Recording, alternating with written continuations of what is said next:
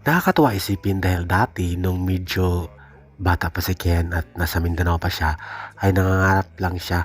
Pangarap lang niya magkaroon ng maraming sasakyan at ito nga, triny niya maging isang singer, maging artist sa Pilipinas at yun nga, naging matagumpay siya at naging successful sa kanyang tinahak na landas ang pagiging mang-awit at nag-compose siya ng kanta, naging dedicated sa kanyang ginagawa, nagpasaya ng mga fans, minahal siya, sinuportahan dahil marunong siyang sumukli sa mga taong nagmamahal sa kanya at nagpapahalaga sa kanyang talento. Maraming mga taong naniwala sa kanya na may mas marami pa siyang kayang gawin, maging isang maging composer, designer ng damit at syempre magaling siya sa mga art at literature itong si Ken.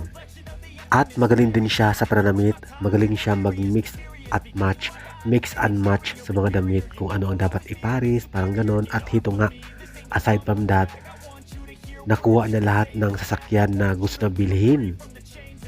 Deserve niya talaga na makuha ang kanyang pangarap ng mga sasakyan. At hito nga, wala siyang ginagawang masama. Nagtrabaho siya ng marangal at may talent siyang ibubuga. Kaya naman yun ang ginawa niyang paraan para matupad yun lahat-lahat. At syempre, tinulungan din niya ang kanyang pamilya, mga kapatid of course, at ang mga taong kailangan ng tulong ay syempre, pasikreto yan na tumutulong si Ken or Philip.